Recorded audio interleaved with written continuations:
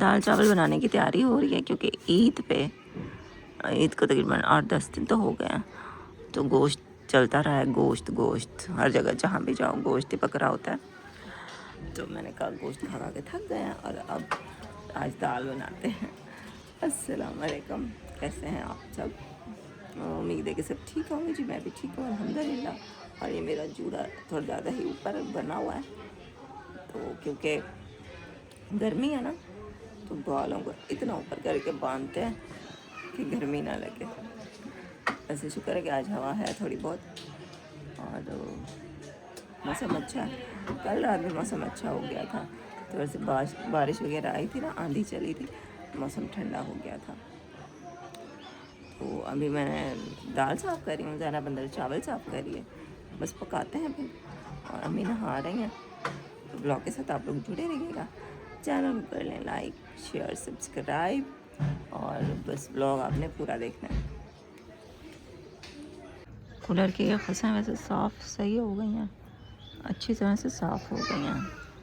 मुझे तो लगता था कि अगर इन पे तेज़ाब डाला जाएगा तो ये तो गत्ता है, ये भी गल जाएगा, लेकिन ऐसा नहीं हुआ।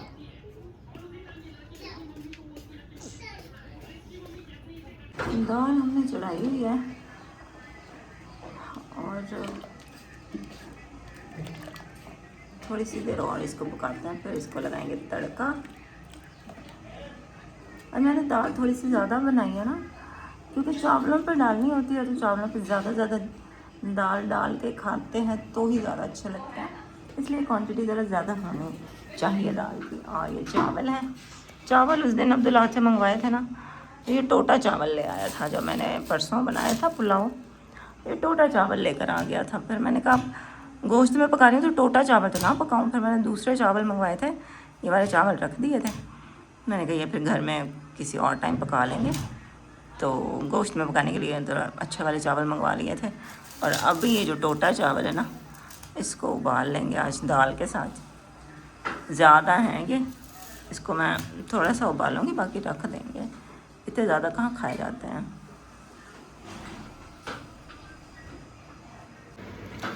दाल हमारी हो गई है तैयार। ये देखिए दाल,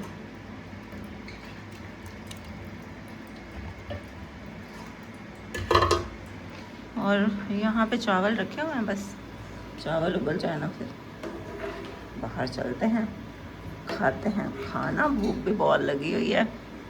और इस टाइम यहाँ पे हम खाना खाते टाइम पंखा चला के बैठते हैं, क्योंकि इतनी गर्मी होती है किचन में। जब हम खाना बना रहे होते हैं तो फिर दिल करता है बस जल्दी से खाना बने और बाहर जाके हम कूलर चलाएं और कूलर के आगे ठंडी हवा पे बैठें। तो यहाँ पे हमारा कूलर चल रहा होता है, कूलर का इतना शोर होता है कि बोलने की तो उस टाइम कोई वो नहीं बचती है। तो यहाँ पे हम लोग एक दूसरे से बात भी जब कर रहे होते हैं ना, तो इतना ऊंचा चीख के बात करनी पड़ती है, क्योंकि इतना शोर होता है कूलर का ना। तो इसलिए यहाँ पे हमने वॉइस ओवर ही करनी पड़ती है। तो सादा सा हमारा खाना तैयार हो गया था। ये अगले दिन हमने लगाई थी वॉशिंग मशीन। और आजकल ज़ैनब की छुट्टियाँ चल रही हैं, क्योंकि इसने लेना था अपना 10th की बुक्स लेनी थी, तो अभी उसने बुक्स नहीं ली हैं, जिसकी वजह से इसको छुट्टियाँ हैं। अब शायद अगले हफ्ते ये अपनी बुक्स ले लेगी तो फिर ट्यूशन जाना स्टार्ट कर देगी। इसलिए इसने कहा कि जो कपड़े अब हो चुके हैं ना जमा, वो मैं धो लेती हूँ, उसके बाद मेरा ट्यूशन स्टार्ट हो जाएगा। तो इस टाइम यहाँ पे बड़ी धूप थी और मेरी तबीयत भी कुछ ठीक नहीं थी, अजीब सा था गर्मी की वजह से ना, अजीब सा चिड़चिड़ापन, और ऐसे ना कुछ भी अच्छा नहीं लग रहा था। तो पूरा दिन ना बस ऐसे ही गुजरा, मैंने कुछ इतना व्लॉग भी शूट नहीं किया। और शाम के टाइम फिर हमने बनाए थे आलू बैंगन का सालन बनाया था। और बैंगन मैंने मंगवाए थे, वो पता नहीं किस दुकान से अब्दुल्ला लेकर आया। बैंगन भी यहाँ पे ना वो बासी थे, जो मतलब ना नरम थोड़े हो चुके थे। एक बैंगन हमारा ख़राब निकल आया था, तो बस थोड़ा सा ही सालन बन गया था। असल में व्लॉगिंग के लिए ना आपको फ़्रेश होना बड़ा ज़रूरी है, कि आप फ्रेश हों, फिर आपका दिल भी करता है कि हाँ जी व्लॉग बनाया जाए।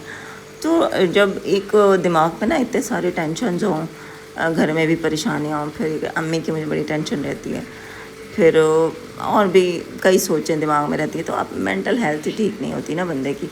तो जब मेंटल हेल्थ ठीक नहीं होगी तो फिर बंदा क्या ही फ्रेश होगा और क्या ही फिर ब्लॉग बनाएगा। लेकिन फिर भी मैं कोशिश तो करती हूँ टूटे फूटे जैसे बने। बनाती रहूं, क्योंकि इसके बगैर तो गुजारा नहीं, इसके बगैर तो मेरी ज़िंदगी चल ही नहीं सकती। तो वो तो मैंने बनाना ही है। लेकिन बस आप लोगों की मोहब्बत है, आप लोगों का शुक्रिया कि आप जैसे भी मेरे ब्लॉग्स होते हैं वो देखते हैं, मुझे सपोर्ट करते हैं, सपोर्ट करने की नीयत से देखते हैं। तो आप सबकी मेहरबानी है। और यहाँ पे मैंने बनाया था आलू बैंगन, लेकिन इतनी मुझे गर्मी लग रही थी ना, मैंने सोचा मैं सारा कुछ इकट्ठे ही डाल देती हूँ और बस चढ़ा देती हूँ हल्की आंच पर, और इसका जो खुद का पानी निकलेगा वो उसमें ये गल जाएंगे। एक आधा कप पानी मैंने फिर भी डाल दिया था, और उसके बाद मैंने कहा एंड में जो है ना वो मैं इसको भून लूँगी। तो सबसे पहले मैंने यहाँ पे ना लहसुन काटा था, तो लहसुन पीसने की भी मेरे अंदर हिम्मत नहीं थी, तो मैंने कैसे छोटे छोटे से बारीक से काट के ना वो डाल देती हूँ। तो वो मैंने पहले घी में थोड़ा सा फ्राई किया, उसके बाद सारा कुछ मैंने इकट्ठे डाल दिया था, इसको हल्की आंच पे रख दिया था। अब बैंगन वैसे जल्दी ही गल जाते हैं, बस वो आलूओं ने ही थोड़ा सा गलने में टाइम लगाया था। और अभी हमारा सालन कच्चा था कि गैस ख़त्म हो गई। सालन हमारा थोड़ा सा रह गया है, अभी उसमें पानी था, उसमें 1 कप पानी डाला था मैंने, तो वो अभी पानी था कि हमारा गैस ख़त्म हो गया है। फिर मैंने कहा चलो अब ये थोड़ी सी रखी हुई हैं, इनको जलाते हैं और ना सालन को भून लेते हैं। और आटा गूंदा हुआ है तो रोटियां जो है ना वो तंदूर से लगवा लेते हैं। अब ज़ैनब यहाँ पे ये आग जलाती है, मैं जब तक रोटियों के लिए ना पेड़े बना के दे दूँ बच्चों को। आटा ये रखा हुआ है, सालन भी तैयार हो गया है और मैंने रोटियां लगवाने के लिए भी भेज दिया अब्दुल्ला को। बस अब रोटियां आती हैं ना तो फिर खाना खाते हैं। अच्छा, पेड़े मैंने ना ज़रा मोटे मोटे बड़े बड़े बना के दिए थे, ताकि तंदूर वाला जो रोटी लगाएगा वो थोड़ी मोटी होगी तो नरम होगी, सख्त नहीं होगी। लेकिन उसने ये किया कि रोटी उसको इतनी बढ़ाई, रोटी पतली कर दी रोटी, और साइज़ उसका बड़ा कर दिया, जिसकी वजह से रोटी बहुत सख्त हो गई, पापड़ हो गई। और मुझे बड़ा अफसोस हुआ कि अम्मी को भी यही रोटी खानी पड़ रही है, लेकिन आज मजबूरी थी। The next day. Good morning, सुबह का टाइम है और रात को ही हमारा सिलेंडर तो ख़त्म हो गया था, भरवाया नहीं है, आज भरवाएंगे। लेकिन अभी नाश्ता ऐसे ही बनाते हैं लकड़ियों पे, और फिर दोपहर तक इंशाल्लाह फिर भरवा लेंगे सिलेंडर। तो ये अब्दुल अहद का कैरम बोर्ड था, पुराना था, काफ़ी पुराना। तो अब वैसे इसको भी दिमक लग गई थी, ख़राब हो गया था, तो इसको तोड़ा है, इसको भी जलाते हैं। चलो आज का नाश्ता तो बनाएं, और रात की तंदूर वाली रोटियां भी रखी हुई हैं, वो भी गर्म करेंगे, और अम्मी के लिए ताज़ा रोटी बना लेंगे, आटा गूंदा हुआ फ्रिज में रखा हुआ है। और चाय बनाते हैं, और बाकी अब्दुल्ला हद से मैंने दही मंगवाई है, चने भी मंगवाए हैं, तो नाश्ता करते हैं। अचानक भी हमारे घर ही नाश्ता करेगी, चारपाई अंदर डाल लिया। अब लड़कों को कहती हूँ कि कूलर भी अंदर कर दें।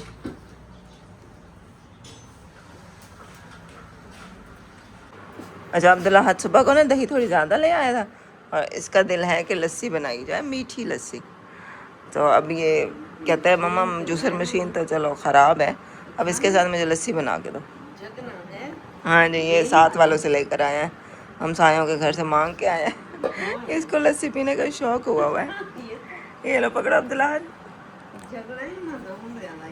लकड़ी वाला है। हाँ जी,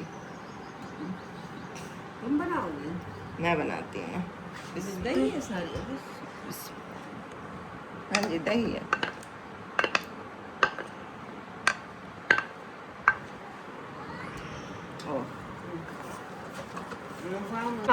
बंद करती से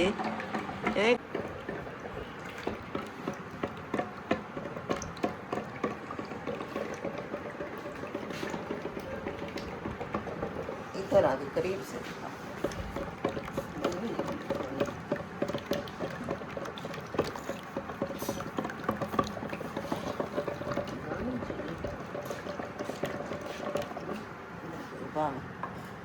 दिखा है।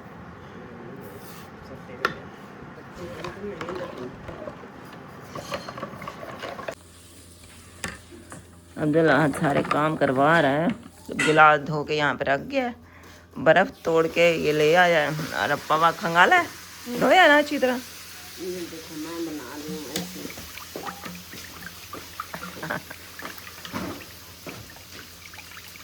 संत हाँ जी बस करूँ। बस। हाँ ये देखो अब चख के देखते जगना हैं। भी इतना भारा है।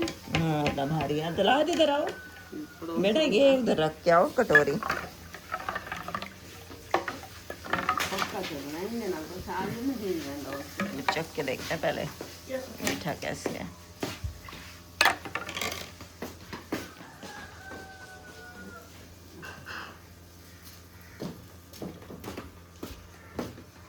ठंडी ना।